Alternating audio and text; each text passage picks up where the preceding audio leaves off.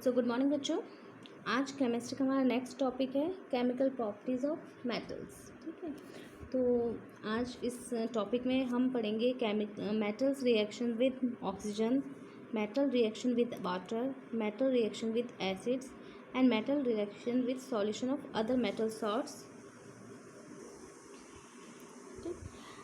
Now first is reaction of metals with oxygen. तो basically जितने भी मेटल्स हैं जब वो ऑक्सीजन के साथ रिएक्ट करते हैं तो मेटल ऑक्साइड्स बनाएंगे।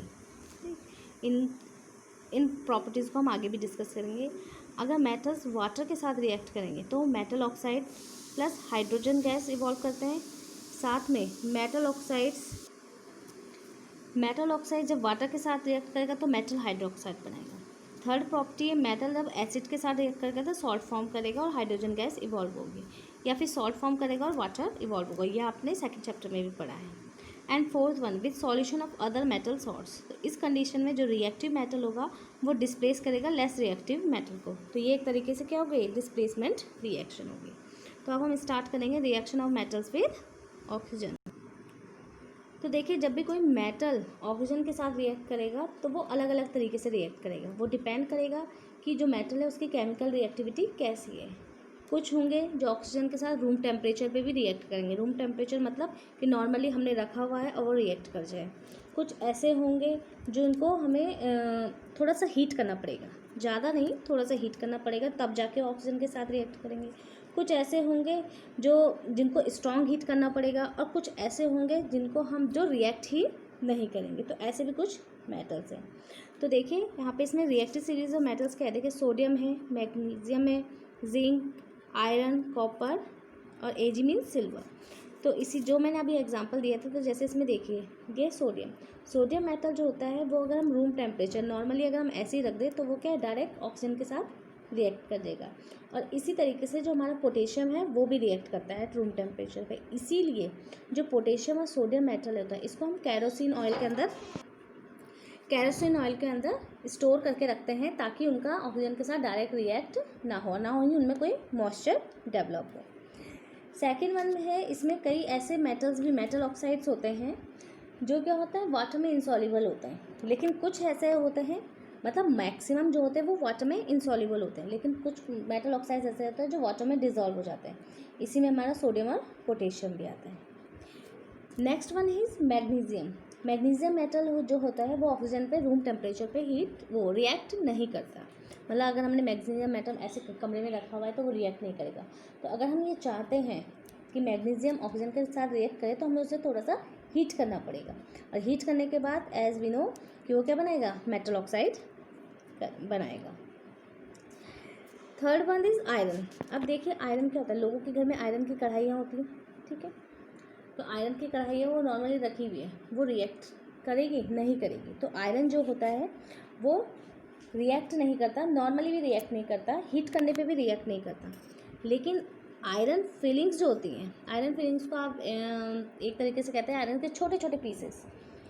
ठीक है, तो यही आयरन के जो छोटे से जो पीसेस हैं, जब हम इन्हें बर्न करेंगे तब जाके वो ऑक्सीजन के साथ रिएक्ट करेंगे, अदरवाइज आयरन बिल्कुल रिएक्ट नहीं करता। और इसी तरीके से सिल्वर है। देखिए, सिल्वर भी है और गोल्ड भी है, दोनों के दोनों क्या है, मेटल है।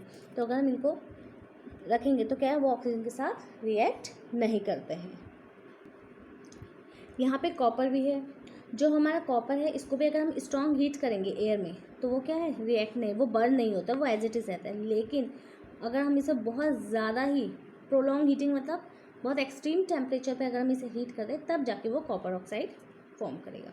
तो ये था आपका first property, reaction of metals with oxygen. तो डिपेंड करता है, फॉर्म तो सब मेटल ऑक्साइड करेंगे, लेकिन डिपेंड करता है कि वो ऑक्सीजन के साथ कैसे रिएक्ट करते हैं।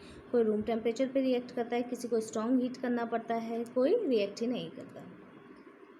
ठीक, ना next properties reaction of metals with water. Again यहाँ भी वही कंडीशन है कि कुछ मेटल्स जो होंगे रिएक्ट तो मोस्टली सभी करेंगे, लेकिन कुछ मेटल्स ऐसे होंगे जो कोल्ड वाटर के साथ रिएक्ट करेंगे, कुछ ऐसे होंगे जो हॉट वाटर के साथ रिएक्ट करेंगे, कुछ ऐसे होंगे जो रिएक्ट ही नहीं करेंगे, और कुछ ऐसे होंगे जो सिर्फ स्टीम के साथ रिएक्ट करेंगे। तो ठीक है, तो जैसे देखिए इसमें पोटेशियम है, सोडियम है, तो ये दोनों के दोनों क्या होता है, हमारा नॉर्मली क्या होता है ये कोल्ड वाटर के साथ हमारा रिएक्ट कर जाएंगे। ठीक, कि नॉर्मली अगर हम पोटेशियम सोडियम इसमें कोल्ड वाटर को अगर मिक्स कर दें तो क्या होगा, हमारा पोटेशियम हाइड्रोक्साइड बन जाएगा। अब यहाँ पे कैल्शियम एंड मैग्नीशियम, कैल्शियम भी जो है वो कोल्ड वाटर के साथ रिएक्ट करता है और फॉर्म क्या कैल्शियम ऑक्साइड बनता है। लेकिन जो मैग्नीशियम है ये हमारा कोल्ड वाटर के साथ रिएक्ट नहीं करता, ये हमारा हॉट वाटर के साथ रिएक्ट करके तब जाके मैग्नीशियम हाइड्रोक्साइड और हाइड्रोजन गैस बनाता है। नेक्स्ट है इसमें एल्यूमिनियम है, आयरन है। तो एल्यूमिनियम और आयरन ये दोनों क्या होते हैं, ना तो ये कोल्ड वाटर के साथ रिएक्ट करते हैं ना ये हॉट वाटर के साथ रिएक्ट करते हैं, ये दोनों के दोनों स्टीम के साथ रिएक्ट करते हैं। स्टीम के साथ रिएक्ट करने पे ये पहले मेटल ऑक्साइड और हाइड्रोजन गैस बनाते हैं।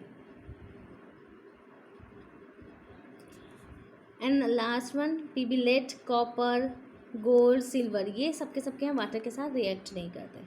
नॉर्मली आपने देखा होगा गोल्ड है, अगर हम उसे धो दें या चांदी की हमारी पायल है कुछ भी है तो इन्हें अगर हम धो दें तो कोई फ़र्क नहीं पड़ता। कॉपर है, जो हमारे बर्तन होते हैं कुकिंग यूटेंसिल्स वो हमारे कॉपर के भी बने होते हैं, तो क्या होता है हम उनको पानी में धोते हैं तो यानी वो रिएक्ट नहीं करते, इसलिए हम उन्हें धोते हैं। ठीक है, now our third properties reaction of metal with acids. तो नॉर्मली जो मेटल्स होते हैं वो एसिड के साथ फॉर्म करने पे या तो डाइल्यूट HCl और डाइल्यूट H2SO4 इन दोनों के साथ जब रिएक्ट करते हैं तो वो क्या करते हैं, सॉल्ट फॉर्म करते हैं और हाइड्रोजन गैस फॉर्म करते हैं। लेकिन इसमें एक्सेप्शनल केसेस है copper, mercury, gold, silver etcetera. ठीक है, सेकंड केस है कि जो मेटल डाइल्यूट HNO3 के साथ रिएक्ट करते हैं तो इसमें मैग्नीशियम और मैग्नीज के अलावा सारे जो हैं वो सॉल्ट और वाटर फॉर्म करेंगे। ठीक है, तो हमने इसमें पढ़ा कि जब डाइल्यूट HCl और डाइल्यूट H2SO4 होंगे तो हर मेटल्स रिएक्ट करेगा और फॉर्म करता है सॉल्ट और वाटर। ठीक है, एक्सेप्ट फ्यू मेटल्स। लेकिन डाइल्यूट HNO3 के साथ सारे मेटल्स जो होंगे वो हमारे सॉल्ट और वाटर फॉर्म करते हैं, सॉल्ट NO2, N2O और वाटर। लेकिन मैग्नीशियम और मैंगनीज जब ये दोनों डाइल्यूट HNO3 के साथ रिएक्ट करेंगे तो ये सॉल्ट और हाइड्रोजन गैस प्रोड्यूस करते हैं। And last one with reaction of metals with solution of other metal salts, या हम कह सकते हैं reaction of metal with metal salts. तो इसमें क्या है, as we know in the case of displacement reaction are more reactive metal displace less reactive metal. तो इसमें क्या है कि अगर हम दो मेटल्स, ये मेटल सॉल्ट्स है, वो दूसरा क्या है मेटल है, तो जो मेटल ज़्यादा रिएक्टिव होगा वो दूसरे वाले मेटल को रिप्लेस करके उसकी जगह ले लेगा। इसके लिए एक रिएक्टिविटी सीरीज़ है, वो मैं आपको नेक्स्ट वीडियो में बताऊंगी।